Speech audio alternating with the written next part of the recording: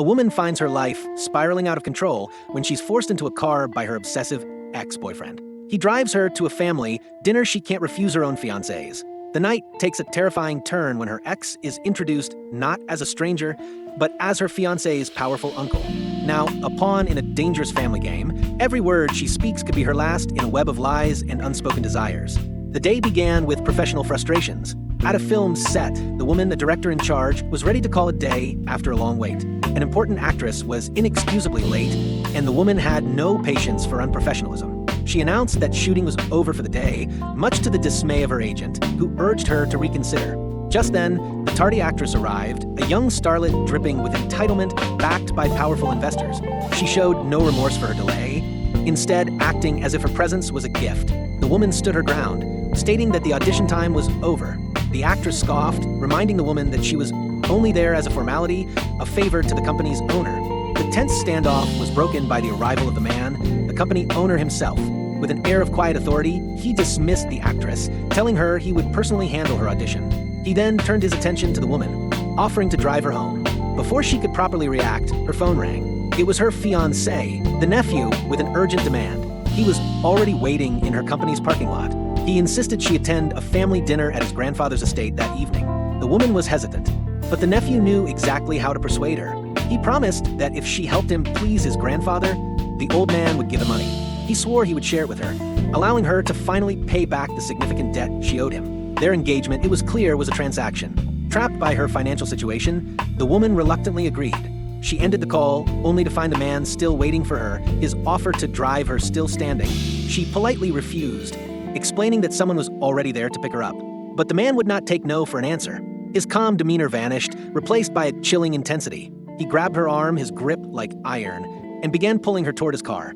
She struggled, pleading with him to let her go, but her resistance was futile. He forced her into the passenger seat, his actions a stark violation of her will. 明天去你有空吗？不去。哎，西门里晨，你要干什么？ Inside the car, the atmosphere was thick with tension. He asked her to choose between him and the other man waiting for her. As he drove, he coolly asked when she planned to break up with her fiancé, as if it were an inevitability. The woman, exhausted and defeated, simply closed her eyes, feigning sleep to escape his suffocating presence. They soon arrived at a grand, imposing estate. As the man helped her out of the car, her fiancé, the nephew, emerged from the main house. His face froze in a mask of pure shock and disbelief, seeing her arrive with this particular man. Before he could speak, an elderly, distinguished man in traditional attire came out to greet them. This was the family patriarch, the nephew's grandfather. With a warm smile, the patriarch welcomed the man, his words sending a shockwave through the woman's entire being. He casually referred to the man as the nephew's uncle. The woman stood paralyzed. The obsessive ex who had just abducted her was the uncle of the man she was supposed to marry. She was caught in a trap far more complex and dangerous than she could have ever imagined. The patriarch, oblivious to the silent, frantic turmoil, formally introduced the woman to the man as his nephew's fiancé.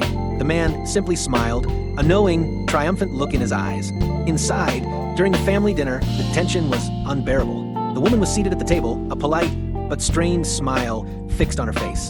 The family matriarch, the nephew's grandmother, began to press the man about his own romantic life, wondering when he would finally settle down. The man deflected the questions with practiced ease, but his gaze kept drifting toward the woman, making subtle, pointed remarks that only she could understand. He praised her for being beautiful and sensible, advising his nephew to cherish her, his words laced with a possessive undertone. After the meal, the matriarch insisted that since it was the weekend, both the woman and the man should stay the night. The man quickly agreed, further sealing the woman's fate. She tried to refuse, claiming she had work at the studio the next day, but the man, as her boss, instantly overruled her. He made a call and canceled her work commitment on the spot, leaving her with no excuse. The family assigned them rooms on the third floor, trapping them under the same roof for the night. Alone for a moment, the nephew confronted the woman. He confessed his genuine feelings for her, admitting he pushed for the arranged marriage because he was afraid of her past coldness toward him.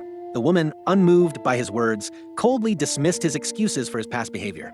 Later, as the woman sought refuge in her assigned room, she was horrified to find the man waiting for her inside.